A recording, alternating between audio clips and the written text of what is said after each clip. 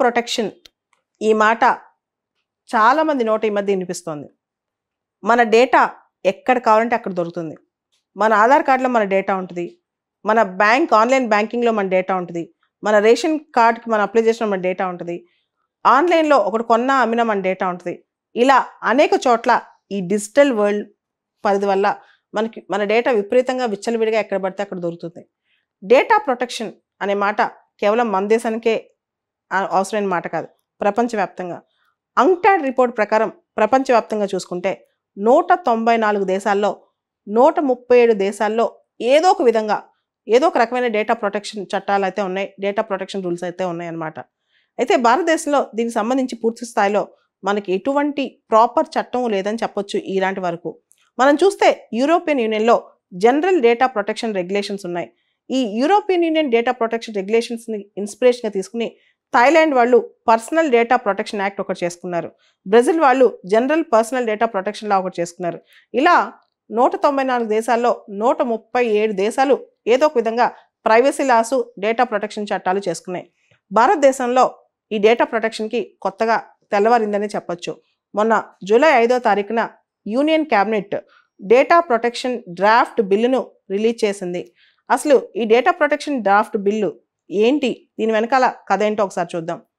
2017లో మనకి Puttaswamy versus union of India అనే ఒక జడ్జిమెంట్ వచ్చింది.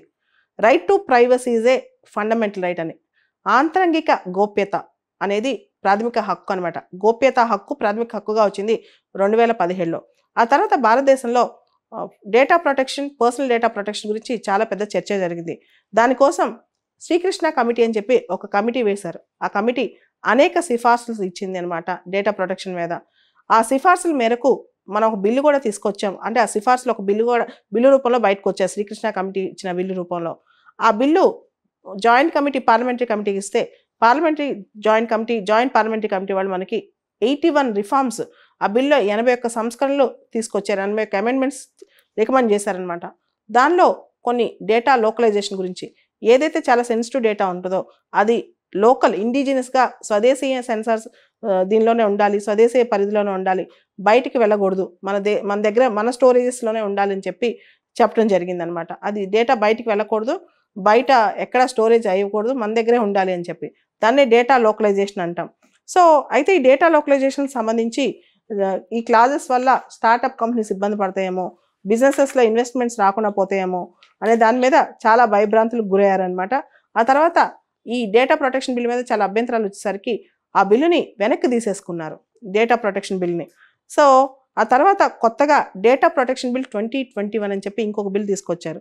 ఆ డేటా ప్రొటెక్షన్ బిల్ 2021కి సంబంధించి రకరకాల స్టేక్ హోల్డర్స్ని కన్సల్ట్ చేసి దానికి సంబంధించి ప్రజల ఒపీనియన్స్ తీసుకుని డేటా ప్రొటెక్షన్ బిల్ 2022 అనేది మొన్న జూలై 5వ తారీఖున క్యాబినెట్ అప్రూవ్ చేయడం జరిగింది. దీన్ని ఇప్పుడు పార్లమెంట్ ముందుకి ప్రవేశపెట్టబోతున్నారనమాట. సో దీనికి సంబంధించి ఈ కొత్త బిల్లులో ఏమున్నాయో ఒకసారి చూద్దాం. పాత డేటా ప్రొటెక్షన్ బిల్తో పోలిస్తే కొత్త డేటా ప్రొటెక్షన్ బిల్లో చాలా మార్పులు ఉన్నాయి, కొంత సరళమైందని చెప్పొచ్చు. కొత్త డేటా ప్రొటెక్షన్ బిల్లో 30 క్లాజెస్ ఉన్నాయి, 30 క్లాజెస్.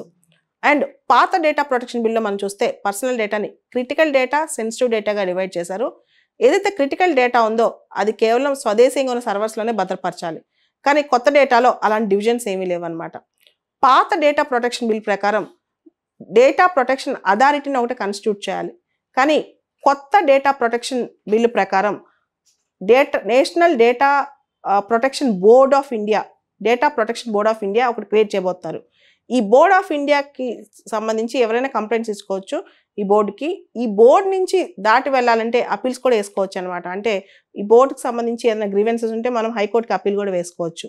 తర్వాత పాత డేటా ప్రొటెక్షన్ బిల్లో మనకి డేటా లోకలైజేషన్ మీద స్పెసిఫిక్ క్లాజెస్, స్పెసిఫిక్ ఫోకస్ ఉండేది.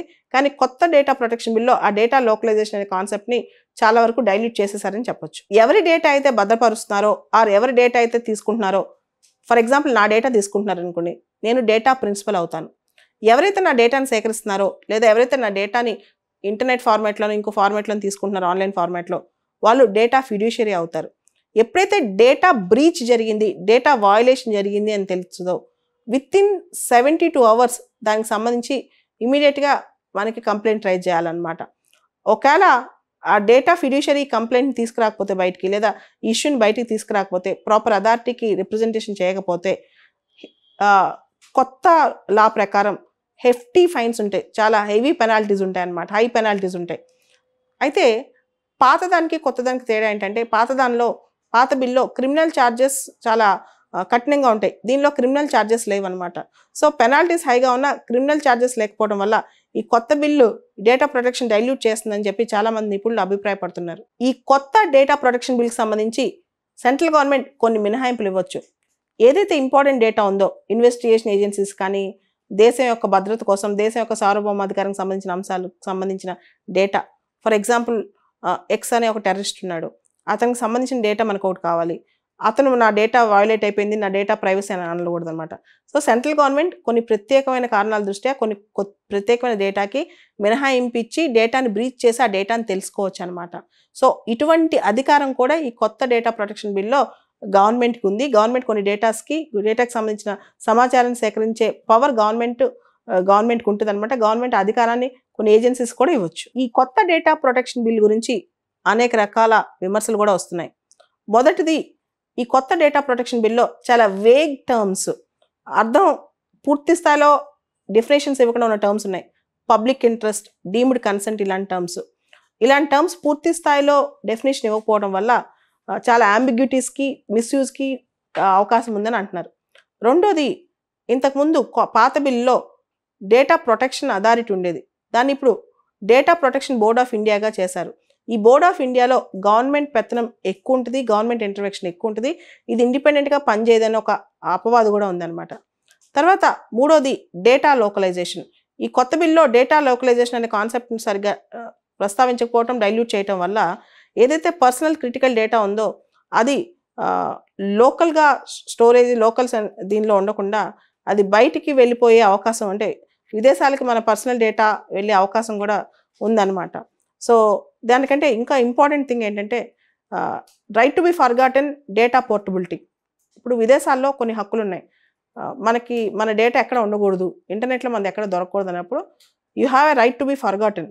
ఓకే, రైట్ టు ఫర్గాటెన్ అనే కాన్సెప్ట్ భారతదేశంలో కూడా ట్రై చేస్తున్నారు, కానీ భారతదేశంలో అది ఇవ్వట్లేదు. డేటా పోర్టబిలిటీ అంటే ఒక వెబ్సైట్ నుంచి ఇంకో వెబ్సైట్కి మన దేశాన్ని ట్రాన్స్ఫర్ చేయటం, ఇలాంటి హక్కులని ఈ బిల్లు ప్రస్తావించలేదన్నమాట. దాని తర్వాత డేటా ప్రొటెక్షన్ ఫండ్, ఏదైతే పెనాల్టీస్ ద్వారా, ఫైన్స్ ద్వారా డబ్బులు వస్తాయో ఆ ఫండ్ని డేటా ప్రొటెక్షన్కి వాడాలని చెప్పి పాత బిల్లు ప్రస్తావిస్తుంది, కానీ కొత్త బిల్లు దాని గురించి మాట్లాడలేదు. సో ఇవన్నీ కూడా కొత్త డేటా ప్రొటెక్షన్ బిల్లో సవాళ్ళు అని చెప్పి నిపుణులు అభిప్రాయపడుతున్నారు.